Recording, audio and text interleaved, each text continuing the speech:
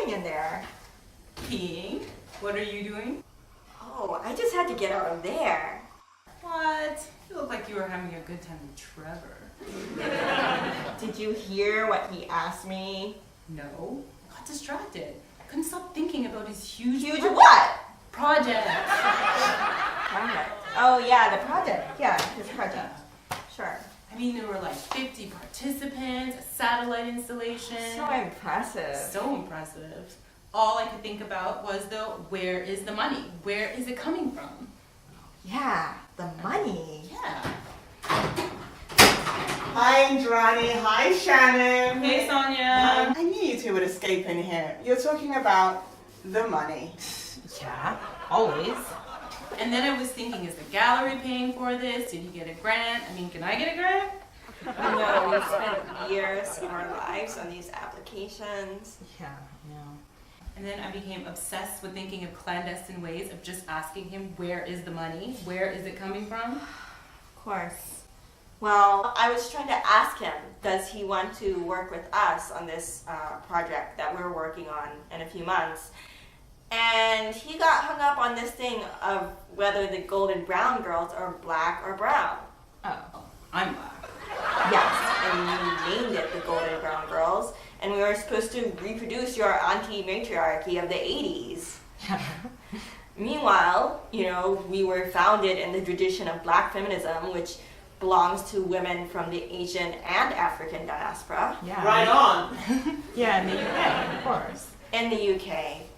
And there's also that song, Brown Skin Lady, on the Black Star album. Oh yeah, brown skin lady. So confusing. I thought it was fluid. I mean, sometimes it's fluid. Sometimes. Why don't you tell us about when it wasn't quite so fluid for you, the difference between black and brown, Shannon?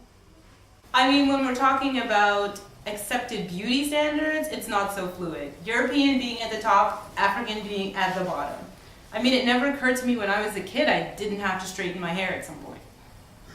And anyway, so what did you tell him? Well, then he was asking me whether I'm black or brown, and I just thought, oh, he's trying to decipher my family history. I mean, everybody does that. And my story, I just gave him my story. My mom is Bengali. She's from Calcutta. She moved to America when she was a little kid. She met my dad. He's white. He's from America. I was raised in America. And then he asked me, why am I even at this party? What did you say? I mean, two people somewhat close friends said I should come and talk about my project, in case we can get more people who are interested. Am I not supposed to be here? Let me finish up in here.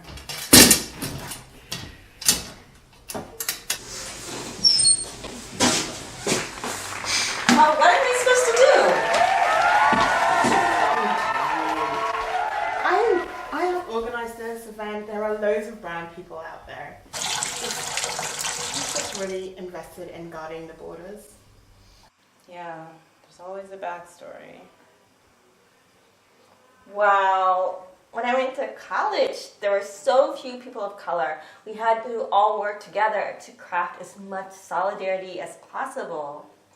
Yeah, but for some people, if they feel their own membership to a group is a little insecure, they really get invested in guarding the borders of belonging. Exactly. And when that happens, they maybe had a lot of exclusion, they've been excluded a lot, and then they get the chance to exclude and they kind of lose it.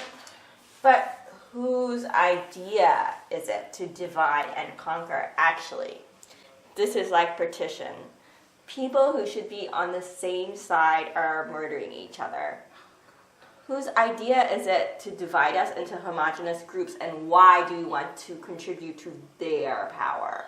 Okay, but everything is not that simple or black and white. I mean, sometimes shades of privileges are awarded to some groups and not others, and that's impossible to ignore. Yeah, and sometimes we don't even have a choice. Like, for me, sometimes I'm somewhere and I know I have a feeling someone is smiling at me because they think I'm not that black. So I'm getting the brown smile. And what can I do about that? Fly into a rage about a smile? Sometimes these things only become clear when I have a darker sister standing next to me, and then these things pop up. And for me, I mean, like, I love to hang out with other black women, but, you know, that's a really difficult situation for me. And then there's no solidarity. I would rather have the solidarity than the brown privilege. Right. And see, you needed a darker skinned person being next to you to understand your privilege. And I mean, who wants to hang around and be that person? And I mean, now that I think about it, maybe that's why I don't have that many mixed race friends. Like, we never had enough space and time to not be suspicious or weary of each other. All this mistrust and suspicion, it's just a nightmare. Okay, so nobody wants to hang out with mixed people. I didn't say that. That's not what I said. Well, sometimes I feel like an incomprehensible symbol. Like, people need this one-line explanation of my identity to accept it, and then they just can't grasp any sense of reality. Incomprehensible symbol. The problem for me is always, I feel that people always know exactly who's standing in front of them, and they're not invested in understanding you might have multiple heritages. This is how we end up with someone like Trump challenging someone like Obama to produce their birth certificate. I mean, this is crazy. But I felt good, like, reading about Obama, you know, raised by his anthropologist mom in Hawaii or going to school in Indonesia. Like, this is the kind of space I want to live in, a place where we're not reduced to these shallow stereotypes. Right. You know, Stuart Hall was kind of talking about this in the 60s when he was editor of The New Left. There was the feminists, the Marxists, Black Power, global independence, all working cross-purposely because we knew that was the only way we'd ever achieve access. I mean, I think why cross-racial solidarity doesn't work so much in North America is because we're so involved in this model minority myth. You know, we're really buying into these fake ideas about meritocracy. We're always competing with each other. And then so when you clamor for these one or two spots and you get it, you don't have empathy for people who don't do it, who haven't made it because you've achieved it. And then you don't really question why are there only one or two spots to begin with. Yeah, those one or two spots at the table, that table is flawed. I was listening to a guy speaking about this once, and he said that when you get at that table, you need two chairs. One for you and one for your black. Now that is not funny. It's a lonely place. You're together. You're actually eating off the backs of your brothers and sisters. It's an awful space, and we need to make new tables. We need to make new spaces, and that's what we need to do. Yeah, you're right. I just kind of feel like, I mean, how do we make our own institutions? Whenever you have a white institution, you have 200 years of colonialism, capital, slavery. I mean, you can't redistribute power without redistributing capital. Yes, we need to redistribute capital, but we're always investing in things all the time. I mean, we maybe need to think about, like, exploring our own spaces. We spend so much time exploring the cracks and crevices of so many other institutions. Maybe it's time that we explore our own institutions, like self-pleasuring rather than pleasuring others. I mean, this thing is an essay in that. You're right.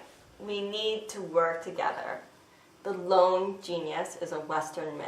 We make the best work when we're discussing ideas together and supporting each other. Yeah, I agree with all of that. But I can't stop thinking, where is the money? I mean, it's all about who can afford to work for free or not. Yeah, I mean, we can't redistribute the capital, but we can redistribute what's in our minds, what we think is important. Like, we can say, if we have a choice between going to the opening at the large institution that never shows minority artists, or only once in a millennia, or we go to the art institution around the road, around the corner that's actually showing an artist of color. When those two events happen on the same day, we can just go around the corner instead.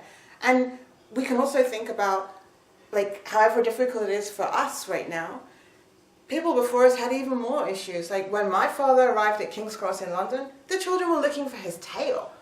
I mean, can you imagine trying to take a path as an art curator in that kind of environment? I mean, there are people who've like gone over those obstacles for us, like Queen Weezer, Bissy De Silva, Valerie Castle-Olives, Kimberly Grant, Sophia Dickersberg. A lot of people are trying to open up these spaces and make room for us. That's true. You're right.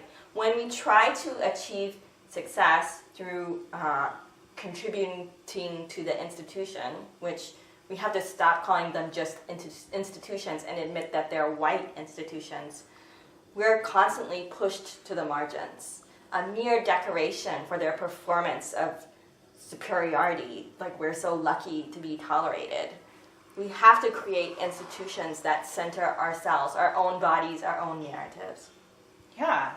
Yeah, like this bathroom is kind of an example of centering Black women in architecture. Oh, yes, I love this bathroom. I mean, look at this bathroom. It's amazing. We have like a Black Power room where this is facilitating intimate conversation between women, and this sink. This sink right here. And, and it's also about unlearning all this sexist, racist programming. All the things we thought were dirty are actually clean and wonderful. It's like this super loud, super flowing vagina sound. Right. Like the pussy juice is our holy water. One time I was with this guy. I mean last night. Okay, possibly.